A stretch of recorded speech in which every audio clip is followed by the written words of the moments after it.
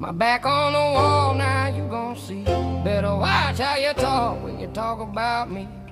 'Cause I'll come take your life away.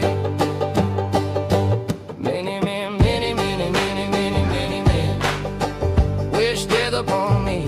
Lord, I don't cry no more. Don't look to the sky no more. Have mercy on me.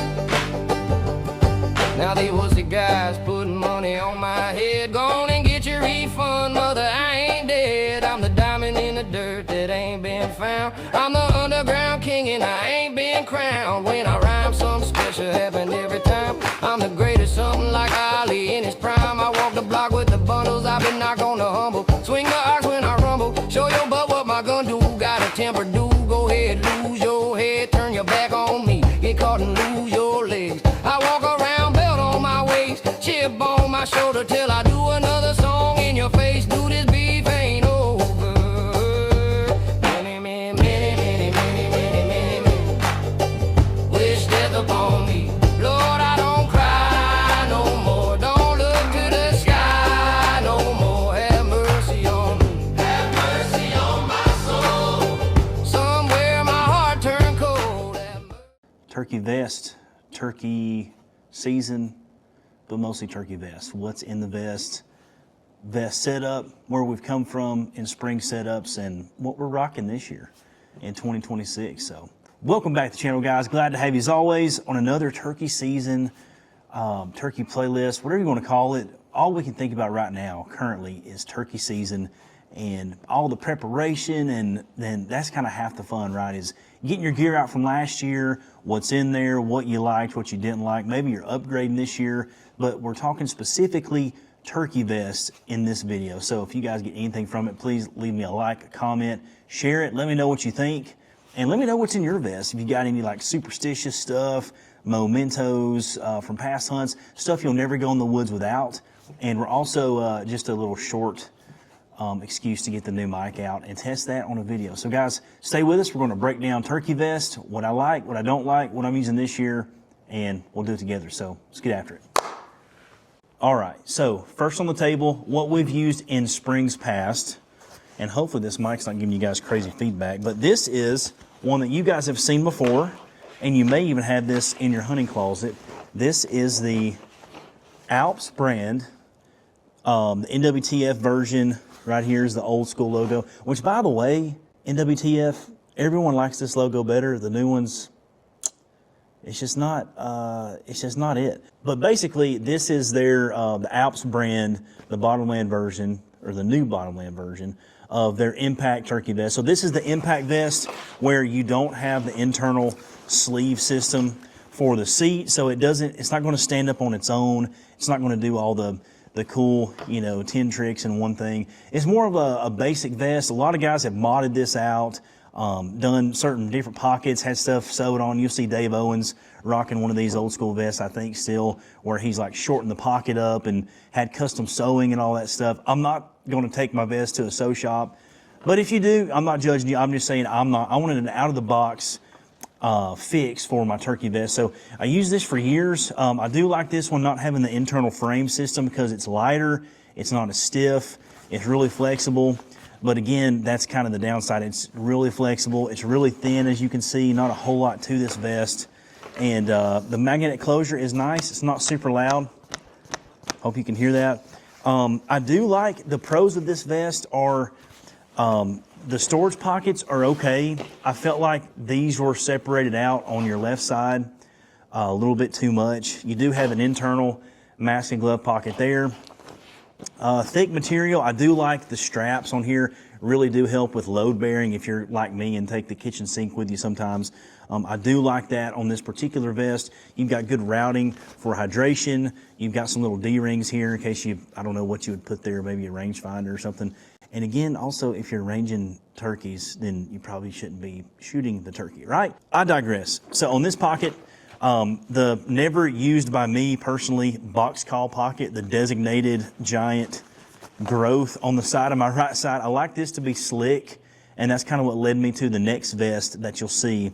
But basically, a good vest, like I said, for the money, really good. You got a lot of pockets right here. It's kind of a speed pocket, not really a zipper closure, but you can get into that pretty quickly. Again, the drawback is the seat is kind of leaves a little bit to be desired, but it can stand up on its own. So that is a benefit of this vest, is it has a little bit of stiffness where you can cinch it up by straps instead of a frame system. Giant pocket back here. Again, you can clip it out where you can put a full-size turkey back here, no problem. But really, I don't use that because I like the feathers to remain as nice as I can get them. Speaking of feathers, there is a feather back here from years past.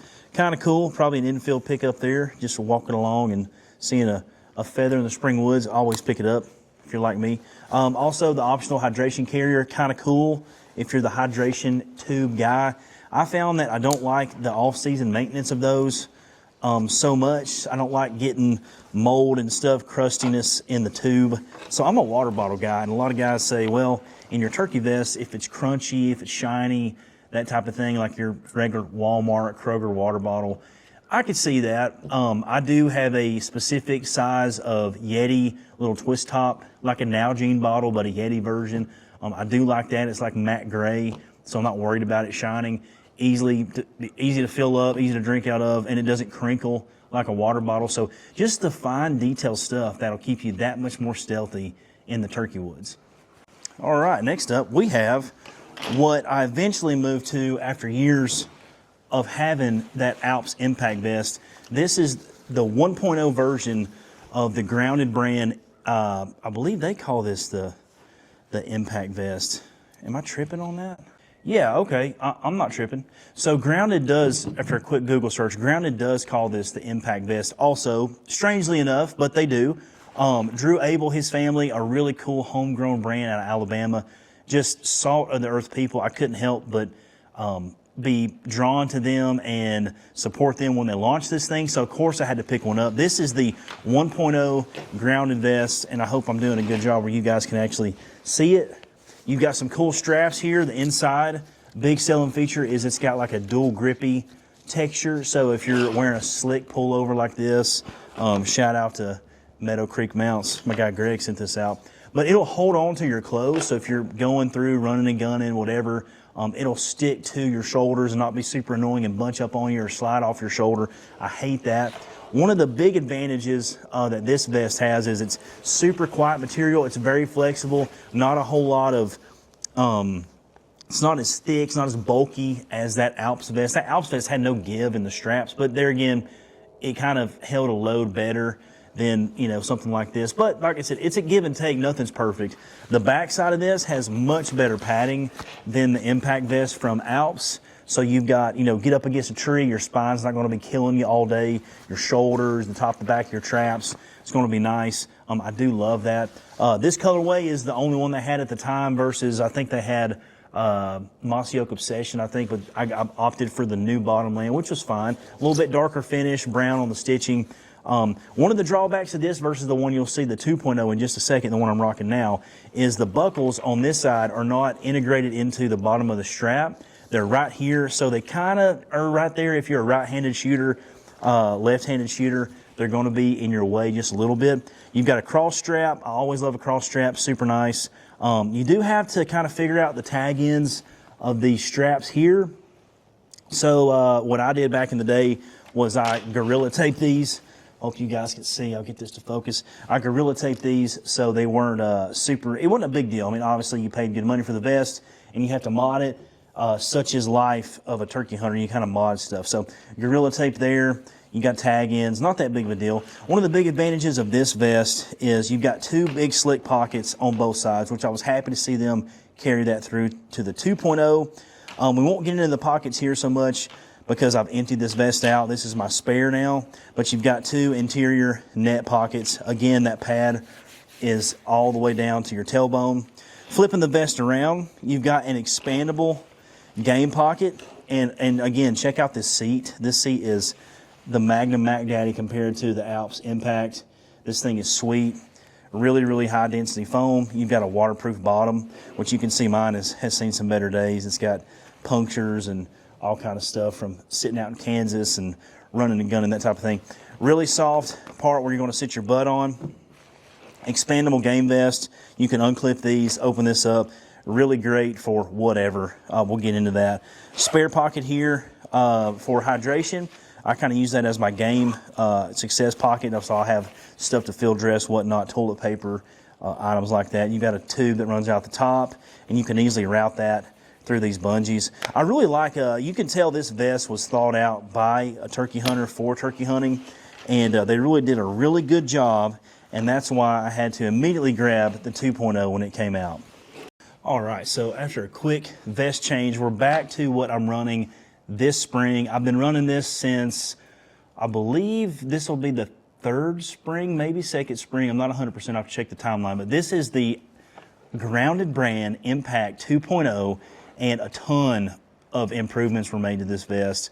I immediately had to grab one because they came out in green leaf.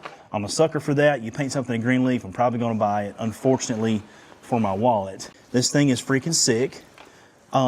Immediately, the stuff that I loved about the 1.0 was on this vest. So you got the big slick side pocket on this side. This one's not as big on the left-hand side. There's a reason for that. This one's more like general purpose. So if we're diving into this vest, I don't know what's in here because I've not been in here since last year. The zippers on this thing are like a YKK, they've got like a laminate over the top, so they're probably more waterproof than others. Big general purpose pocket pouch. You've got a ton of room for shotgun shells, spare whatever, gloves and masks, mouth calls. I keep a spare of blue Ear Pro in here, so those are disgusting from last spring. But maybe you guys hunt with Ear Pro, maybe you don't. A lot of guys do protect your hearing, and if you're interested, check out the next video coming up because we do a ton with big announcement on the next video. I won't go into detail, but 20 gauge TSS, never been done before on a pattern video. Hopefully we're the first one to take a turkey with this new product, and it's going to be sick. So little teaser there. But going into this pocket, again, general purpose. Usually I keep in here spare headlamps. So I've got just a Costco cheapy knockoff headlamp here. This is headlamp number 1. This is a Princeton Tech headlight number 2. This has a good red light on it for low vis stuff going into public land in the morning, coming out in the evening. You don't want to make a lot of noise, don't have a bunch of white light in front of you. So this is great for that. I usually keep a couple game totes in there. This is from my buddy Logan Hardy, Foot on the Head Game Calls. This is just an old school classic turkey tote strap. You can put this on their legs, their head. It looks sick in a picture. And then you can wind it up like this at the end. It's got some leather pieces. You can use that on the turkey's feet, whatever. Folds up nice, throw it in your vest. Looks awesome for a picture, just an old school. There's a turkey feather right there. Bink. Sick. You've got on this side as well. Yep, I thought there was. This is a great internal pocket that expands itself. So I've got extra gloves. There's a like a faux leather type of Velcro closure internally in here. You could put shears. If you got like pocket knife or stuff to clip branches, like I said, shears, stuff with a pointy tip that you don't want to be, poking through the vest, you can shove it in there. It's in there. I'm not going to move the camera. Kind of can use your imagination. On the back side, you've got, again, the mesh vented pockets, which is great for if you're sweaty, mask, gloves. If you don't have mask and gloves in the turkey woods, what are you doing? But if you don't have one pair, you need 4 pair because you're going to lose one, your buddy's going to need one, or you're in the middle of washing clothes in the spring because they're nasty and smelly, or maybe you're not. But if you put them in here, at least they can breathe and kind of dry out from the previous hunt. Really, really cool feature, obviously. One of those things you don't think about, you need it until you're in the moment, and you gotta let your stuff breathe out. Water bottle pockets on the side. Again, I know for a fact that my Yeti, Nalgene knockoff fits perfect in here. It fits a standard water bottle as well. So really cool idea and feature. Again, the inside, it's got those cool mesh padding. That's like a ventilated pad, goes right up your spine, the back of your shoulders. The back of the vest really is kind of the same. You've got the game pocket, you've got the hydration carrier. Again, the thick material on the seat here, magnetic closure. I feel like this material here is thicker on the waterproof side of the seat because I don't have any poke-through holes at all. The magnet maybe a little bit stronger. I'd have to ask Drew if that's actually the case. Big game pocket again. I've got all kind of stuff in here. I don't even know what. Looks like I've got a couple of Limb Saver shotgun slings. These are sick because they don't have to have, you don't have to unscrew them. They're a quick attach. So you pull a pin here, and this is not a Limb Saver commercial. I'm just telling you, if you can save time and use something like this, it's quiet. A lot of guys don't like to turkey hunt with a sling on their gun. They sit down and they easily move these. So good to have, great option, check them out. I've got, okay, this is cool. So guys see this and they go, oh, there's your decoy bag. You must be just a decoy hunter only. Not true, bro. I use decoys when I feel like the situation calls for it. Sometimes I don't. I've had success both ways.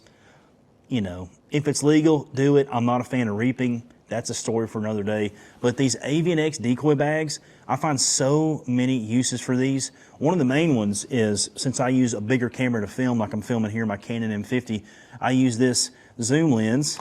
So if I'm out filming an actual turkey hunt and I'm not doing like a talking part or a part where I need this Sigma lens, I'll change this out, but I'll shove my spare lens in here and I'll roll this bad boy up like this.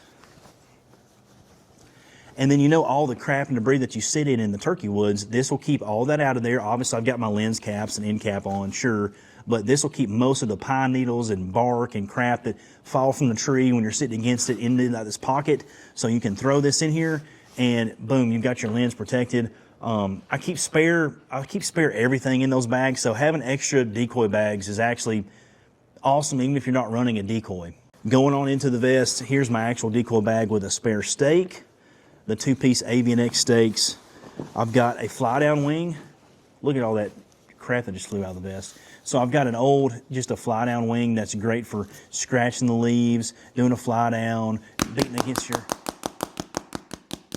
It's like a turkey blowing its way out of a pine tree or whatever. So great for a lot of scenarios. Also, if you're on public land, make sure this can be well hidden and not in plain sight because there's crazy people on public land. So just be careful if you have actual wild turkey feathers around you in the vicinity and especially where they can be seen.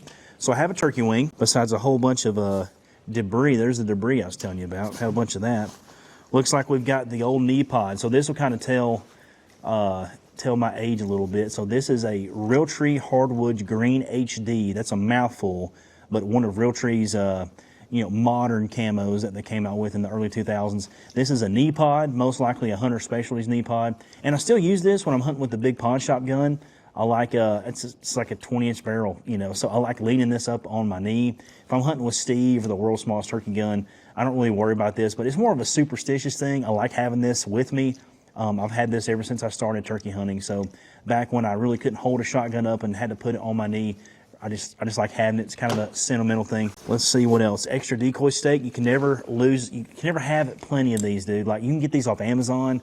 I don't even know if they're branded anymore. Obviously they're the Avian-X style, the two-piece that fold up real nice. Got plenty of those. I've got, actually, this is probably from my last hunt that's still sitting in here. So green leaf mask from Grounded, I believe. Yeah, also Grounded brand. Got a green leaf mesh mask. I like the mesh. Obviously, it's breathable. I don't like the skin tight stuff because I do run a mouth call a lot of the times. So having that ability to move my hand and cast stuff around, I do like that instead of having just the skin tight Under Armour style mask. And then also I've got some gloves. So this will be the fingerless type. I do like having fingerless. The big advantage is dexterity. Obviously using iPhone or GoPro or running a big camera, you want to have your fingertips moving touch screens and stuff. So I do like having the fingerless gloves. Also helps if you're running friction calls. Doesn't feel like it gums up on you trying to use a striker with a full-blown glove. Who out there remembers the old Primos, big full-size, full-finger gloves from Walmart? They had the big neon green Primos on there. Just one of those old-school things that I remember. And then I don't know if I have it because I think when I went to that veterans hunt in Virginia last year, I think I gave it away. But so I do have a Ziploc bag. Ziploc bags are great. Multiple reasons. I like keeping these for latex gloves, skinning tools, hand sanitizer you keep in there, toilet paper, stuff you want to keep ultimately dry because in the spring season, it can be a pop-up rainstorm on you like that. So Ziploc bags, keep your stuff in here. License, if you want to throw your wallet, keys, cell phone in one of these, just a Ziploc freezer bag. I like keeping mine back here because that's where I need a restock for the toilet paper, dude. Oh my God. Because I'm the guy that's going to need it. That Casey's breakfast pizza out of state going to hit you just right, and bam. Again, these have the grippies here, the grip texture. I love to see that they kept that. This is something that I get a ton of questions on each spring going to my off shoulder. So if you are the kind of guy that runs and guns, has a filming setup, you do self-filming, turkey hunting and self-filming is one of the hardest things you could possibly do, especially if you're really amongst them and you get investigated by hens, jakes, whatever. You got big lenses, you got lens on your red dot, you got a lot of reflections, a lot of stuff going on, a lot of hand movements, moving the camera around, whatever. So sometimes I don't have time to actually mess with my big camera as much as I like to. So having said that, so if you set up a GoPro for turkey hunting, it serves a lot of purposes. Obviously you get the second camera angle, but this little jobber right here, dude, this Bad Larry can save your hunt, make or break footage where you've filmed. As soon as you get up, you got the B-roll for the vehicles, you got the locator call, the calling, the running, the gunning, the strategy. So with all that filming said that you could be doing with your big camera, the turkey may move on you, he may come in at a different angle and you're not ready, or you can't reach up and physically grab the big camera, because I promise you I will sacrifice footage every time if a turkey's in gun range and take the shot. I mean, it just is what it is. I'll try to tell the story the best I can. But having a GoPro, this is a Hero 9 Black. Doesn't matter. I shoot, high frame 1080p anyway for the film nerds out there. But this little magnetic base here is super, super sweet. I think it's a Ulanzi on Amazon. Go search Ulanzi GoPro Quick Attach. But this is on my off shoulder, so I can quickly and quietly snap that in there and it swivels in, and bam, I've got a GoPro mount on my off shoulder, so I'm still able to get behind the gun, turn this on, and just let it roll. So this gets, kind of POV view of me hunting. So without the big camera, this has saved my butt so many times. And when you're done, if you want to do an interview, you snap it off, slide it off, you can do an interview, blah, blah, blah, go back. And if you have multiples of these, you can even rig this up to a barrel camera on your barrel. So you can go swivel off magnet, right to the barrel, back to this, do an interview, back to this. You could do a whole turkey hunt, really, and publish it on YouTube and have just a GoPro. So for a lot of reasons, I love running a GoPro no matter what generation, but this thing has saved my butt so many times I can't even tell you. And again, this is, if you just search up GoPro backpack strap, that is what this whole thing is on. It's Velcro on the back. The grip on the back of the Grounded Impact 2.0 grabs this, and I've never had an issue of this sliding up and down at all. So again, just another reason. Moving on to the left side pocket to finish this up, you've got a locator call here, and just like on the right side, I don't think I mentioned it, but you have a magnetic opening. You can hear that, magnetic opening for a mouth call pocket. Really cool. This is mostly what I use for friction calls. So opening this up, I've got my, well, there's a spare mouth call that just flew out. I've got my trusty, rusty Scotch-Brite for friction calls. I've got an old, oh yeah, another thing. Keep you some rubber bands around. You never know what you need. If you got to attach a tag to a turkey foot, if you got to rig something up in the field, if you're on the road and need something, zip ties and rubber bands, it's never a bad idea to have these on you, in the truck, in the turkey vest, whatever. This is just an old school Primos, kind of like a slate, like a synthetic slate. But this is one of those slate call covers from Bass Pro from the early 2000s. Kind of cool, little piece of history there. I've got several strikers, pulling out for you just to show you. I got strikers in here in this pocket. Again, I've got more mouth call things than I can even think of. More prep pads, a tool for my red dot. So a lot of guys run a red dot. I got a little micro mini tool. If I got to change a battery or check a zero in the field, God forbid, we're doing that already. But this is just kind of a multi-purpose, do-it-all pocket. It's a little bit slimmer than the right side, which is fine. Again, you got the waterproof zippers here, and you have another big zipper that I probably have more mask and gloves if I had to guess. Yeah, so I've got more totes. I've got more things to hang turkeys, more game processing stuff there. Again, Hooks Custom, what a freaking badass owl hooter.